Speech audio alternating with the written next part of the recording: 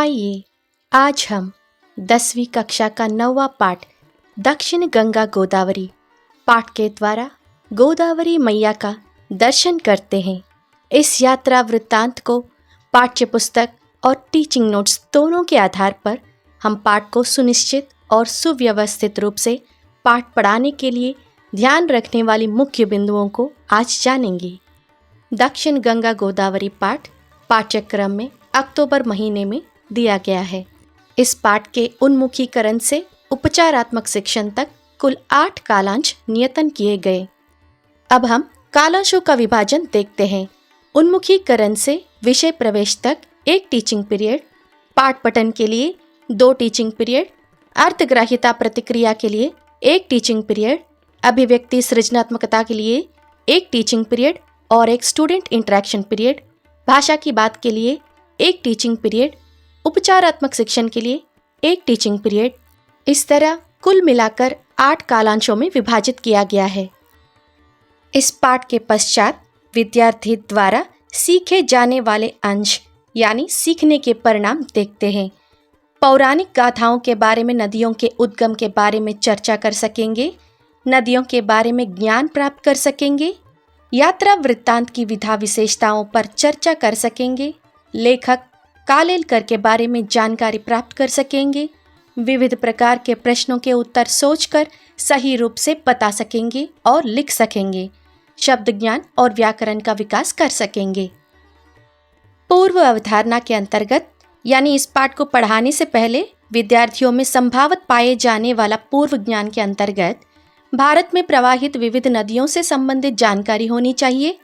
अपने द्वारा की गई यात्रा का वर्णन कैसे करना है उसकी जानकारी होनी चाहिए। वाक्य निर्माण, सही क्रम में छोटे छोटे वाक्य लिखने की क्षमता होनी चाहिए। चित्रों से सीखना, यात्रा वर्णन से जुड़े चित्रों को देखकर समझने की क्षमता होनी चाहिए। भाषांश से संबंधित विषयों का ज्ञान होना चाहिए। अब हम कालांश 1 से संबंधित उन्मुखीकरण से विषय प्रवेश तक के सारे अंशों को विस्तार से जानेंगे। शिक्षण अधिगम प्रक्रिया के अंतर्गत सीखने के उद्देश्य, नदियों के महत्व से संबंधित जानकारी देना, यात्रा वृत्तांत की भाषा व रचना शैली का ज्ञान कराना, यात्रा के द्वारा अपने अनुभवों को रोचक और ज्ञानवर्धक ढंग से कैसे प्रस्तुत करना सीखेंगे। लेखक कालेलकर के बारे में जानना, गोदावरी नदी के बारे में जानना। हुक, अनुभव और चिंतन क्या है इसकी जानकारी प्राप्त करते हैं। हुक किसी का ध्यान आकर्षित करने वाली चीज, जैसे भाषण या लेख की शुरुआती पंक्ति जो श्रोताओं या पाठकों को बांध ले। Hook means something that attracts attention और इंटरेस्ट। अनुभव किसी कार्य, घटना या परिस्थिति से प्रत्यक्ष रूप से मिली जानकारी। एक्सपीरियंस मीन्स नॉलेज और skill gain through direct involvement और प्रैक्टिस। चिंतन गहराई से सोचने की प्रक्रिया। रिफ्लेक्शन और कॉन्टेम्पलेशन मीन्स डीप थॉट और careful consideration about something. Hook అనుభవం మరియు చింతన్ వంటి ప్రక్రియలు ప్రతి పాఠంలోనూ ఉంటాయి। दक्षिणी गंगा गोदावरी में हुक के अंतर्गत एक कार्यकलाप दिया गया है। शिक्षक छात्रों को अभिवादन करके यह कहें कि बच्चों, अब मैं आपको एक मानचित्र दिखाऊंगी, उसे ध्यान से देखिए और उससे वाक्य बनाकर बताइए। अब बच्चों का ध्यान आकर्षित करने के लिए अध्यापक हुक से संबंधित प्रश्न पूछते हैं, जैसे अच्छा बच्चों, अब आप बताइए कि जल स्रोत क्या क्या है। अब छात्र इस प्रश्न का जवाब देने की कोशिश करते हैं। हुक के अंतर्गत पूछे गए प्रश्न के साथ साथ छात्र अपने अनुभवों को साझा करने की कोशिश करेंगे और चिंतन करने का प्रयास करेंगे। अनुभव और चिंतन के आधार पर अध्यापक प्रश्न करेंगे, जैसे आपके गांव में मुख्य जल स्रोत क्या है। अब छात्र इस प्रश्न का जवाब देने की कोशिश करेंगे। अध्यापक कालांश 1 के अंतर्गत दिया गया विषय या अवधारणा का विश्लेषण करते हैं। उन्मुखीकरण के अंतर्गत दी गई कविता को रागयुक्त सुनाकर दिए गए प्रश्नों को पूछकर विद्यार्थियों द्वारा जवाब निकलवाएं। कल कल करती नदियाँ सारी, छम छम करती बूंदे प्यारी, सर सर करती हवाएं न्यारी, जन जन होवे यू बलिहारी, जन जन होवे यू बलिहारी। यहाँ पर किसके बारे में बताया गया है? दक्षिण भारत की कुछ नदियों के नाम बताइए। गोदावरी नदी के बारे में आप क्या जानते हैं? इस पाठ को पढ़ाने का मुख्य उद्देश्य ये है कि छात्रों को यात्रा वृत्तांत साहित्यिक विधा का ज्ञान कराते हुए उनमें लेखन करने की प्रवृत्ति का विकास करना, यात्रा वृत्तांत की भाषा शैली से परिचित कराना और इसके साथ साथ लेखक काका कालेलकर का परिचय कराते हुए उनकी भाषा व रचना शैली का ज्ञान कराना इस पाठ का उद्देश्य है। इसकी विधा विशेष देखते हैं। यह एक यात्रा वृत्तांत पाठ है। यह गद्य की एक प्रमुख विधा है। इस पाठ में लेखक किसी दर्शनीय स्थल से संबंधित अपनी यात्रा की अनुभूतियों को रोचक और ज्ञानवर्धक ढंग से प्रस्तुत करता है। प्रस्तुत पाठ दक्षिण गंगा गोदावरी भी श्री काका कालेलकर द्वारा रचित यात्रा वृत्तांत पाठ है, जो उनकी रचना सप्तसरिता से लिया गया है। इसमें लेखक ने गोदावरी नदी के प्राकृतिक सौंदर्य का वर्णन किया है। अब हम लेखक श्री काका कालेलकर के बारे में जानेंगे। काका कालेलकर का पूरा नाम दत्तात्रेय बालकृष्ण कालेलकर है। उनका जन्म सन 1885 में और मृत्यु सन 1991 में हुई। इन्होंने आजीवन गांधीवादी विचारधारा का पालन किया। इन्होंने हिंदुस्तानी प्रचार सभा वर्धा के माध्यम से हिंदी की खूब सेवा की। वे राज्यसभा के सदस्य भी रह चुके हैं। इस पाठ में श्री काका कालेलकर जी ने गोदावरी नदी की सांस्कृतिक धार्मिक पवित्रता, इसकी विशेषता और प्राकृतिक सौंदर्य का अद्भुत और सजीव वर्णन किया है। इसका हम दृश्य रूप में देखकर आगे जानेंगे। कालांश 1 के अंतर्गत उन्मुखीकरण से लेकर विषय प्रवेश तक स्पष्ट शिक्षण या शिक्षण मॉडलिंग के अंतर्गत हम करते हैं। इस क्रियाकलाप के अंतर्गत शिक्षक छात्रों को समूहों में बिठाकर उन्मुखीकरण कविता पर पाठ के उद्देश्य, विधा विशेष, लेखक परिचय, विषय प्रवेश जैसे अंशों पर चर्चा करने के लिए प्रोत्साहित करेंगे। चर्चा के समय शिक्षक पर्यवेक्षण करेंगे। चर्चित अंशों पर शिक्षक प्रश्न पूछेंगे और यह ध्यान रखेंगे कि सभी छात्र भाग लें। सभी छात्रों को प्रोत्साहित करने के लिए प्रश्नावली को सरल बनाएं। अब हम कालांश 1 के अंतर्गत स्पष्ट शिक्षण या शिक्षण मॉडलिंग के अंतर्गत आप करते हैं।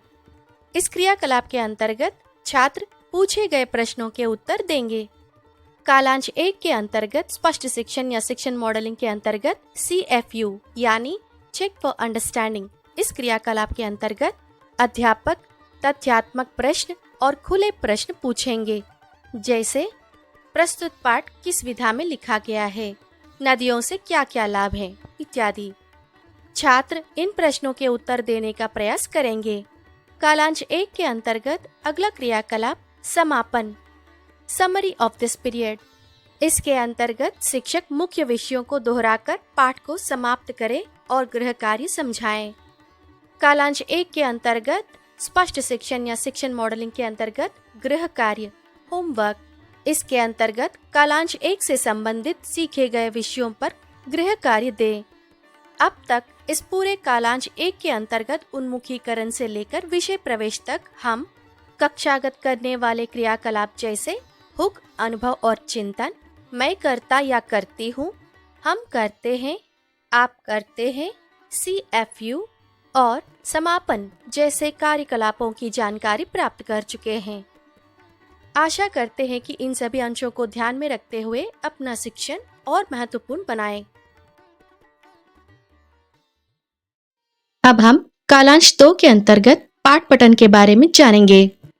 अवधारणा 2 के अंतर्गत पाठ पठन में शिक्षण अधिगम प्रक्रिया के अंतर्गत सीखने के उद्देश्य, यात्रा करते समय सूर्योदय से संबंधित वातावरण की जानकारी प्राप्त करना, नदी के किनारे क्या क्या दिखाई देते हैं जानना, पुल पर जाते समय कैसे अनुभव होता है जानना, कठिन शब्दों के अर्थ जानने के द्वारा भाव को समझ सकना, पूछे गए प्रश्नों के उत्तर अपने शब्दों में बता सकना। हुक, अनुभव और चिंतन।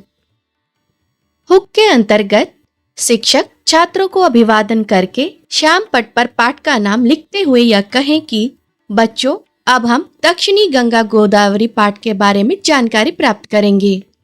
शिक्षक इससे संबंधित कुछ प्रश्न करते हैं। इसके बाद अनुभव चिंतन के अंतर्गत बच्चों के अनुभवों के बारे में कुछ प्रश्न करेंगे। इसके बाद पाठ में आए हुए कठिन शब्दों का अर्थ और विलोम शब्द को श्यामपट या IFP पर लिखेंगे।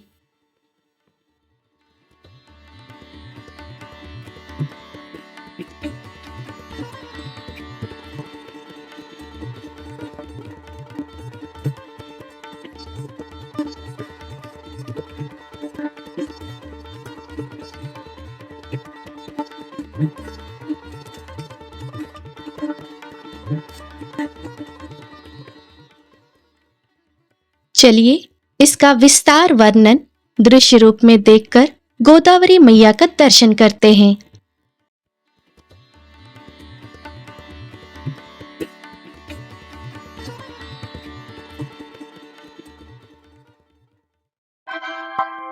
कृपया ध्यान दीजिए, गाड़ी संख्या 13413 कुछ ही समय में प्लेटफॉर्म क्रमांक 9 చెన్నై నుండి రాజమండ్రికి నా ప్రయాణం మొదలైంది.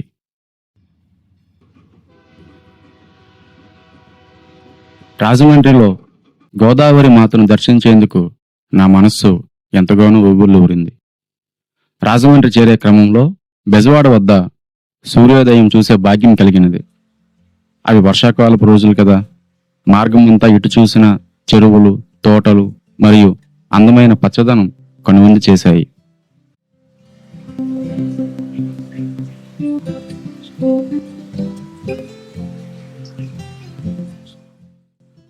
ఆ వాతావరణం ఎంత మనోహరంగా ఉంది అంటే నా మాటల్లో చెప్పలేనంత ఆనందం కలిగినది. పశ్చిమం వైపున రైలు పట్టాల ఒడ్డున ఒక కాలువ ప్రవహిస్తూ కనిపించింది. మొత్తంగా నిలిచిన నీరు ఆ కాలువలను సజీవంగా ఉంచింది. మధ్య మధ్యలో చిన్న చిన్న పడవలు కూడా కనిపించాయి.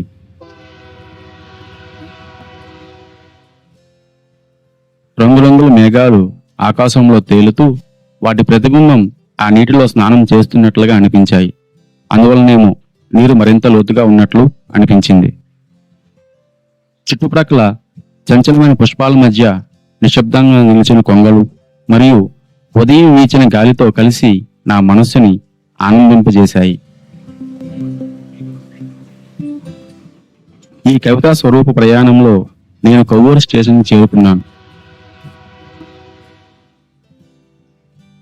ఇక్కడి నుండి గోదావరి మాతను దర్శించాలనే కోరిక ఇంకా ఎక్కువైనది. రైలు వంతెనపైకి రాగానే ఎటువైపు చూడాలా అనే సందిగ్ధం నాలో ఏర్పడింది. కుడివైపు చూడాలా లేదా ఎడమవైపును చూడాలా అని సందిగ్ధంలో ఉన్నాను. వంతెన మధ్య నుంచి చూసినా కూడా గోదావరి మహాప్రవాహం నాలో అద్భుతమైన అనుభూతిని కలిగించింది. గంగానది, సింధు నది, సోనభద్ర, ఐరావతి వంటి మహానదుల వైభవాన్ని నేను ఇంతకు ముందే చూశాను. బెజవాడలో కృష్ణానది దర్శనంతో ఇంకా గర్వించాను. కానీ ఈ రాజమండ్రి ముందు గోదావరి మాత మరింత వైభవంగా, నిరాడంబరంగా, అద్భుతంగా నా కనులకి ప్రత్యక్షమైనది.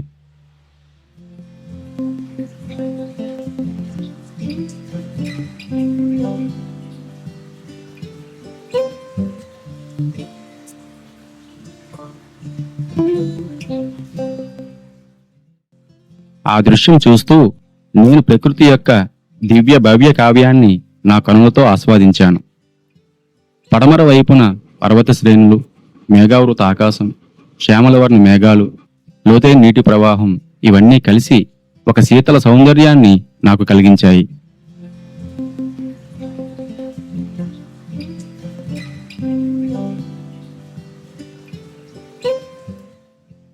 ఆ పర్వతాలపై తేలియాడుతున్న తెల్లని మేఘాలు ధ్యానంలో ఉన్న ఋషుల్లాగా, మునీశ్వరుల్లాగా అనిపించాయి.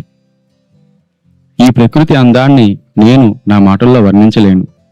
కష్టాలు, ఆపదల నుండి బయటపడి విజయాన్ని సాధించిన దేశము ఎలా అయితే నూతన వైభవాన్ని సంతరించుకుంటుందో, అలానే గోదావరి ప్రవాహం గౌరవంగా, అఖండంగా, గంభీరంగా ముందుకు సాగుతుంది అని నాకు అనిపించింది. ఈ నదీమ తల్లి ఒడిలో చిన్న పెద్ద పడవలు తల్లి ఒడిలో చంటి బిడ్డలలాగా ఆడుకుంటూ కనిపించాయి. వాటి యొక్క కదలికలు సుడిగుండాల వలె ఒక్కోసారి భయానకంగా, మరోసారి నవ్వుల వలె అనిపించాయి. ఈ విస్తారమైనటువంటి ప్రవాహంలో మధ్య మధ్యలో ద్వీపాలు ఒక ప్రత్యేక ఆకర్షణగా నిలిచాయి. పాత ద్వీపాలు స్థిరంగా ఎప్పటి నుండో ఉండగా, కొత్తగా ఏర్పడిన ద్వీపాలు కవిత్వ ప్రతిభలాగే కొత్త రూపాలను సంతరించుకున్నాయి. ఈ నదీ ద్వీపాల మీద కొంగలు ప్రశాంతంగా నిలబడి వాటి పాదముద్రలు విడిచిపెడుతున్నాయి. ఈ నది ఒడ్డున నిలిచిన భవంతులు, మందిరాలు ఒక నిత్య ఉపాసన వేదికలుగా నాకు కనిపించాయి.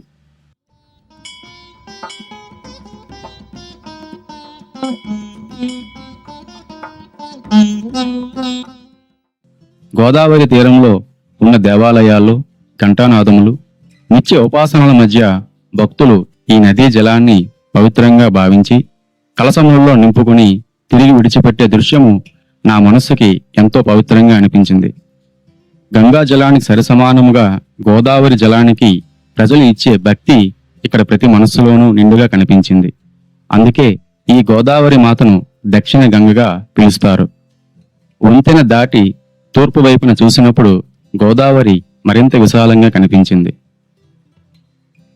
సముద్రం కలవటానికి ఉల్లాసంగా, గంభీరంగా సాగిపోతున్న ఈ తల్లి రూపము నా కనులకి ప్రత్యక్షమైనది. ఈ నదిలో తూర్పు ద్వీపాలలో వనశ్రీ విస్తరించి ప్రకృతి తన సౌందర్యాన్ని విరజిమ్మింది. గోదావరి నది ఒడ్డున ఉన్న రాజమండ్రి మరియు ధవళేశ్వరంలో నివసించే ప్రజలు ఆనందమయ జీవనాన్ని పొందారు. అదే సమయంలో ఎడమవైపు ఒడ్డున తెల్లని మొక్కల ప్రవాహం నదిలో తేలుతూ గాలితో కలిసి నాట్యం చేస్తూ కనిపించసాగాయి. ఈ దృశ్యం గోదావరి విశాల ఒడిలో ఒక ప్రత్యేక చైతన్యం కలిగించినది. సూర్యుడు ఆనందంగా ఆకాశంలో వెలుగులు విరజిమ్ముతూ ఉన్నాడు. ఆ క్షణంలో నేను గోదావరిని తల్లిగా కొలిచాను. తల్లి గోదావరి, రాముడు, సీత, లక్ష్మణుడు మరియు జటాయువు వరకు అందరికీ నీవే తల్లిలాగా స్తన్యపాలు తాగించావు. అనగా తల్లిలాగా అందరినీ ఆదరించావు. నీ ఒడ్డున మహాశూరవీరులు, తత్వజ్ఞానులు, మహా ఋషులు, రాజకీయవేత్తలు, ధార్మికులు, మహాభక్తులు ఇలా చాలామంది జన్మించారు. మా పూర్వీకుల అధిష్టాత్రి దేవత నీవే. నేను కొత్త ఆశలతో నీ దర్శనానికి వచ్చాను. ఈ నీటిలో అమోఘమైన శక్తి దాగి ఉంది. నీ ఒక్క చుక్క నీటిని సేవించినా జన్మ సార్థకమైనట్లే. దక్షిణ గంగగా కొలవబడే ఓ గోదావరి మాత, నీకు ఇవే నా వందనములు.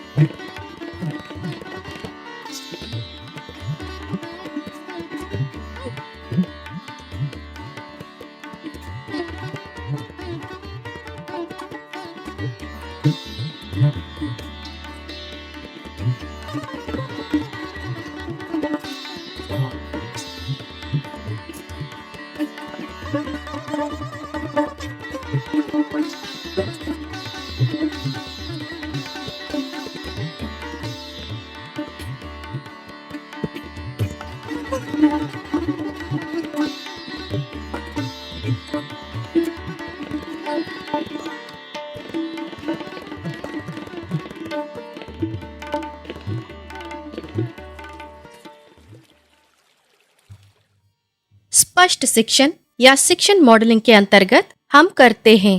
इसके अंतर्गत शिक्षक छात्रों को समूहों में बिठाकर चित्र पर चर्चा करने के लिए प्रोत्साहित करें।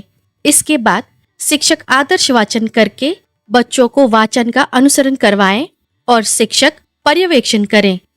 शिक्षक बीच बीच में प्रश्न पूछें और सभी छात्रों को भाग लेने में प्रोत्साहित करें। शिक्षक कठिन शब्दों के अर्थ और विलोम शब्द श्याम पट पर लिखें और समझाएं, जिससे छात्रों की शंकाएं दूर हो सकें। छात्रों को प्रश्नों के माध्यम से सक्रिय बनाए रखें। स्पष्ट शिक्षण या शिक्षण मॉडलिंग के अंतर्गत आप करते हैं।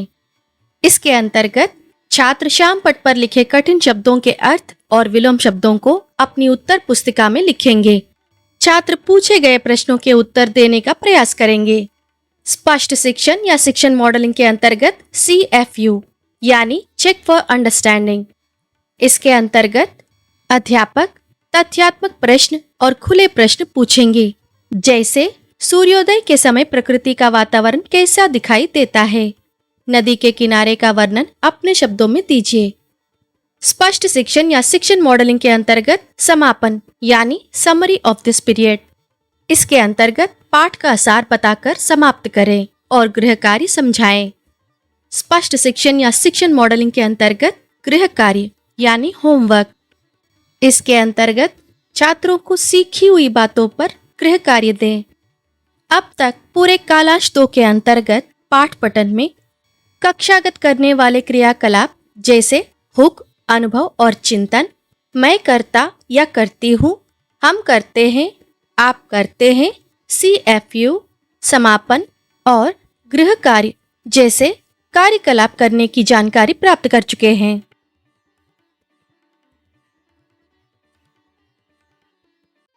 अब हम कालांश 3 के अंतर्गत पाठ पठन के बारे में जानेंगे। अवधारणा 2 के अंतर्गत पाठ पठन में शिक्षण अधिगम प्रक्रिया के अंतर्गत सीखने के उद्देश्य, टापुओं के बारे में जानकारी प्राप्त करना, गंगा जल और गोदावरी जल से की भव्य विधि के बारे में जानकारी प्राप्त करना, गोदावरी नदी सागर में मिलते समय कैसे धीर गंभीर माता रही जानना, गोदावरी के हर बूंद का महत्व जानना, गोदावरी माता के तट पर कौन कौन स्तन्यपान किया था जानना।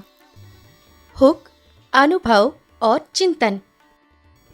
हुक के अंतर्गत शिक्षक छात्रों को अभिवादन करके श्याम पट पर पाठ का नाम लिखते हुए यह कहें कि बच्चों, अब हम दक्षिणी गंगा गोदावरी पाठ के बारे में जानकारी प्राप्त करेंगे। शिक्षक इससे संबंधित कुछ प्रश्न करते हैं। इसके बाद अनुभव चिंतन के अंतर्गत बच्चों के अनुभवों के बारे में कुछ प्रश्न करेंगे।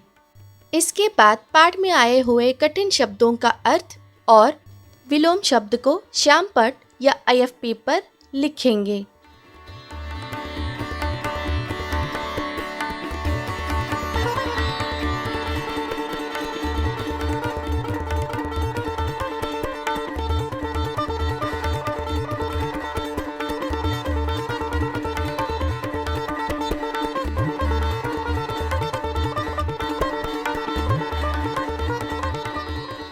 दक्षिणी गंगा गोदावरी पाठ के लेखक श्री काका कालेलकर जी हैं।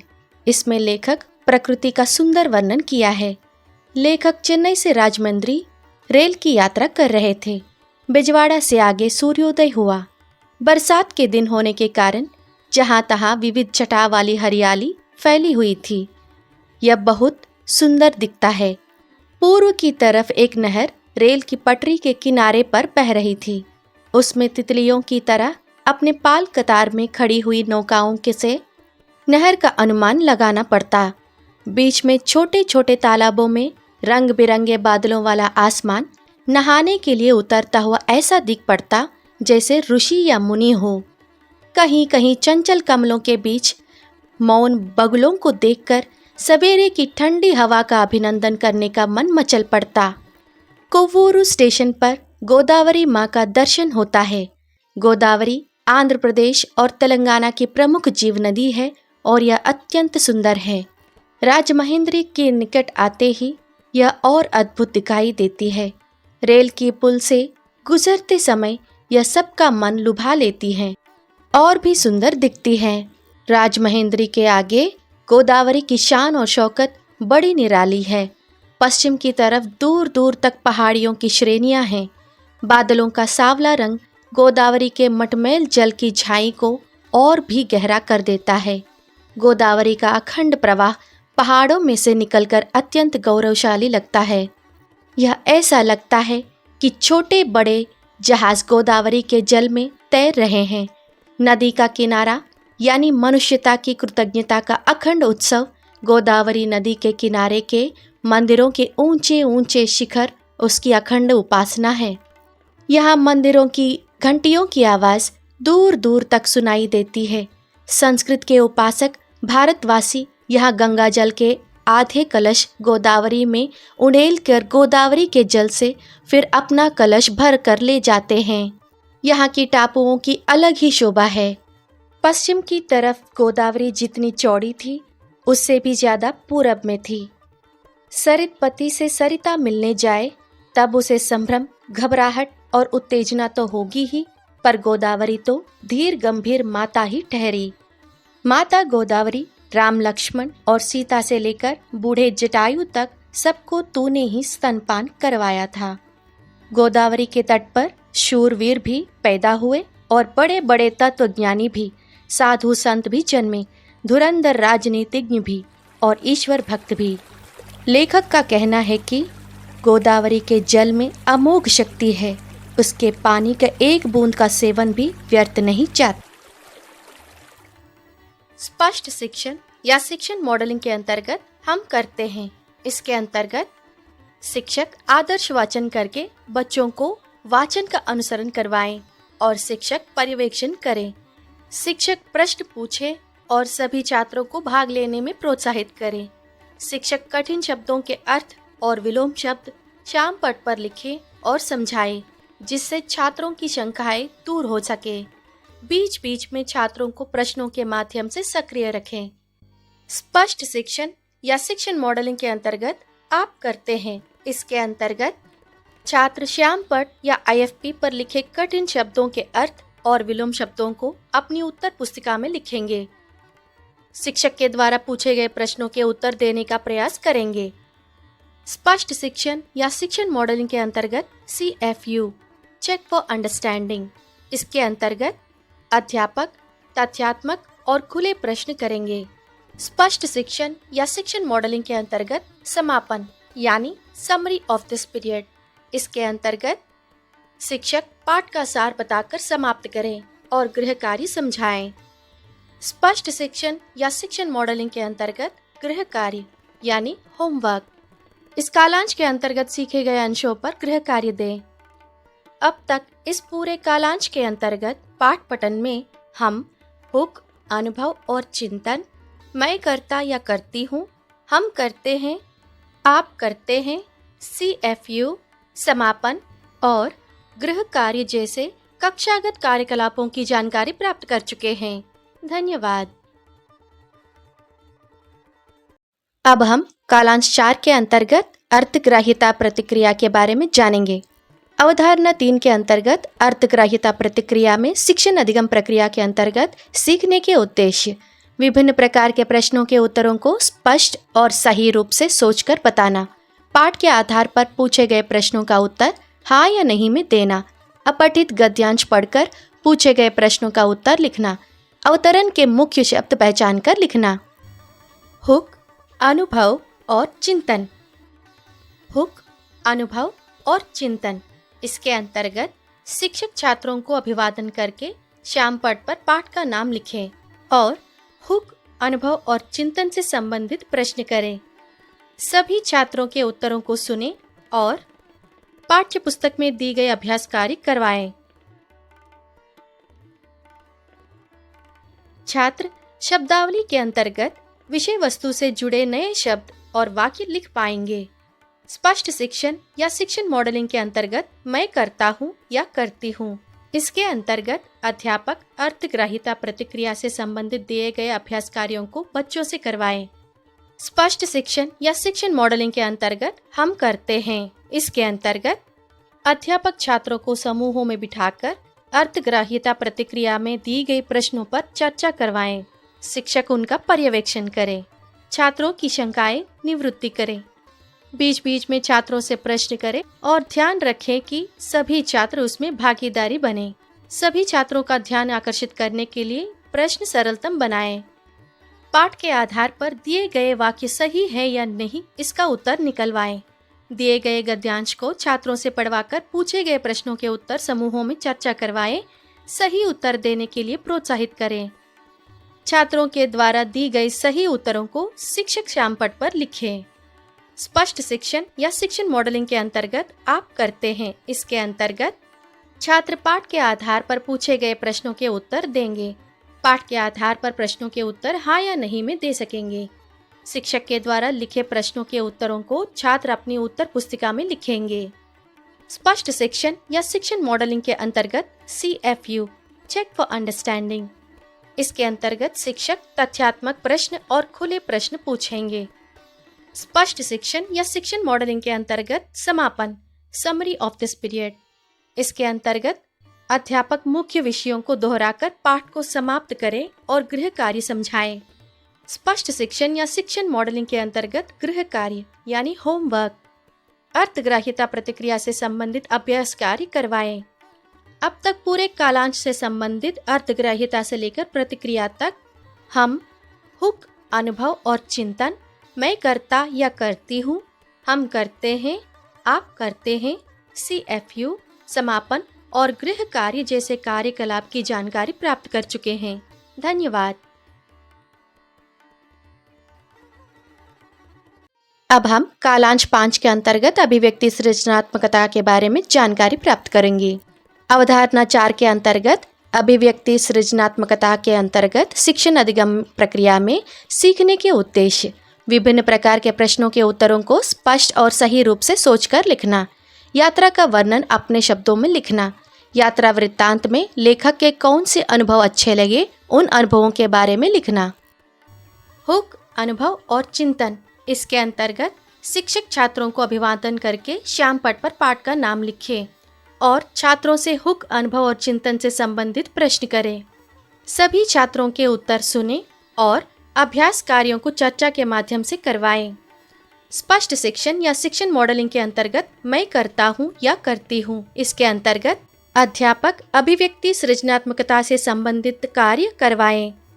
स्पष्ट शिक्षण या शिक्षण मॉडलिंग के अंतर्गत हम करते हैं। इसके अंतर्गत अध्यापक छात्रों को समूहों में बिठाएं और अभिव्यक्ति सृजनात्मकता से संबंधित दिए गए प्रश्नों पर चर्चा करके उनको किताब में लिखने के लिए कहें। शिक्षक छात्रों की पर्यवेक्षण करें। सभी छात्रों को अपने विचारों को लिखने के लिए प्रोत्साहित करें। शिक्षक छात्रों के सही उत्तरों को श्याम पट पर लिखें। स्पष्ट शिक्षण या शिक्षण मॉडलिंग के अंतर्गत आप करते हैं। इसके अंतर्गत छात्र अभिव्यक्ति सृजनात्मकता के अंतर्गत दिए गए प्रश्नोत्तरों को अपनी उत्तर पुस्तिकाओं में लिखेंगे। स्पष्ट शिक्षण या शिक्षण मॉडलिंग के अंतर्गत CFU चेक फॉर अंडरस्टैंडिंग। अध्यापक तथ्यात्मक प्रश्न और खुले प्रश्न करेंगे। छात्रों के विचार सुनकर सही उत्तर को श्याम पट पर लिखें। स्पष्ट शिक्षण या शिक्षण मॉडलिंग के अंतर्गत समापन समरी ऑफ दिस पीरियड। इसके अंतर्गत अध्यापक मुख्य विषयों को दोहराकर पाठ को समाप्त करें और गृह कार्य समझाएं। स्पष्ट शिक्षण या शिक्षण मॉडलिंग के अंतर्गत गृह कार्य यानी होमवर्क। इसके अंतर्गत अभ्यास कार्य में दिए गए कार्यकलापों को पढ़कर आने की बात कहें। अब तक हम पूरे कालांश के अंतर्गत अभिव्यक्ति सृजनात्मकता के अंतर्गत हम, हुक, अनुभव और चिंतन, मैं करता या करती हूँ, हम करते हैं, आप करते हैं, CFU, समापन और गृह कार्य जैसे कार्यकलाप की जानकारी प्राप्त कर चुके हैं। धन्यवाद। अब हम कालांश 6 के अंतर्गत अभिव्यक्ति सृजनात्मकता और अभ्यास कार्य की जानकारी प्राप्त करेंगे। कालांश 6 के अंतर्गत अभिव्यक्ति सृजनात्मकता के अंतर्गत दिए गए अभ्यास कार्यों को छात्र स्वतंत्र अभ्यास करेंगे। इन अंशों पर छात्रों को एक कार्यपत्रक दिया जाएगा। अध्यापक इन कार्यपत्रों की जांच करें। इस पूरे कालांश के अंतर्गत हम छात्र स्वतंत्र अभ्यास और पर मूल्यांकन जैसे कार्यकलापों की जानकारी प्राप्त कर चुके हैं। धन्यवाद। अब हम कालांश 7 के अंतर्गत भाषा की बात की जानकारी प्राप्त करेंगे। अवधारणा 5 के अंतर्गत भाषा की बात में शिक्षण अधिगम प्रक्रिया के अंतर्गत सीखने के उद्देश्य, सूचना के अनुसार पर्याय, विलोम और वचन बदलकर वाक्य प्रयोग करना, दिए गए शब्दों का संधि विच्छेद करना, दिए गए शब्दों का समास पहचानना, दिए गए क्रिया शब्दों में सकर्मक और अकर्मक क्रियाओं को पहचानना। हुक, अनुभव और चिंतन के अंतर्गत शिक्षक छात्रों को अभिवादन करके श्याम पट पर पाठ का नाम लिखें और इसके बाद हुक, अनुभव और चिंतन से संबंधित प्रश्न पूछें। अध्यापक सभी छात्रों के उत्तरों को सुने और भाषा की बात से संबंधित अभ्यास कार्यों को ऐलान करें। छात्र उन अभ्यास कार्यों को चर्चा के माध्यम से सीखेंगे। शब्दावली के अंतर्गत छात्र विषय वस्तु से जुड़े नए शब्द और वाक्य लिख पाएंगे।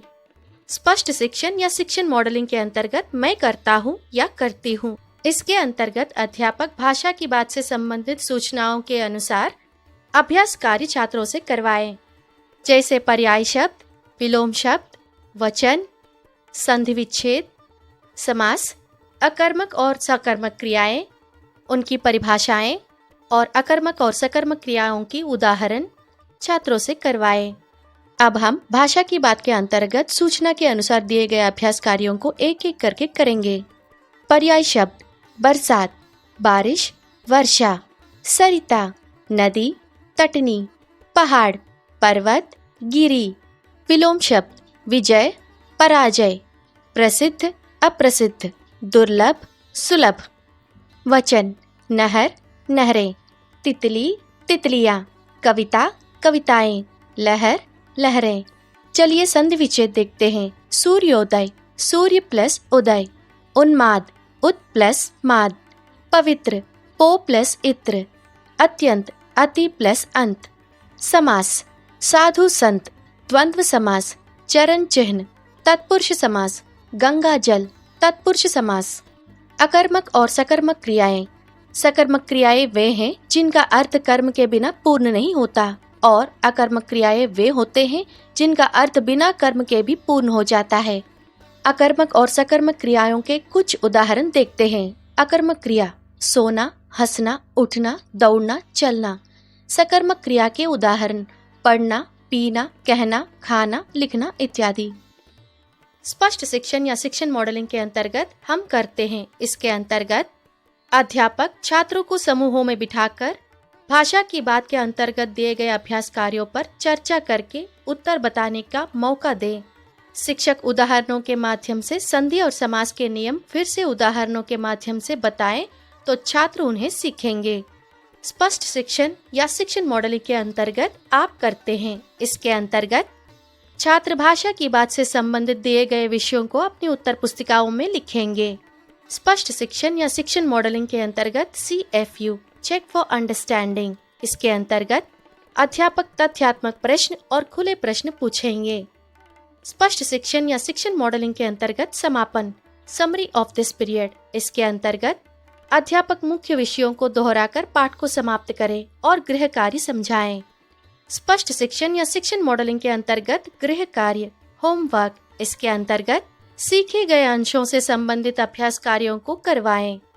अब तक हम इस पूरे कालांश के अंतर्गत हम हुक, अनुभव और चिंतन, मैं करता या करती हूँ, हम करते हैं, आप करते हैं, CFU समापन और गृह कार्य से संबंधित क्रियाकलापों की जानकारी प्राप्त कर चुके हैं। धन्यवाद। अब हम कालांश 8 के अंतर्गत उपचारात्मक शिक्षण के बारे में क्या करना है आगे जानते हैं। चलिए। जो छात्र हिंदी सीखने में कठिनाई महसूस करते हैं उन्हें हिंदी अच्छी तरह आने वाले छात्रों के साथ समूहों में बिठाकर अभी तक सीखे हुए विषयों को सीखने का आयोजन करना, शिक्षक उनका पर्यवेक्षण करके उनकी शंकाओं को निवृत्ति करना।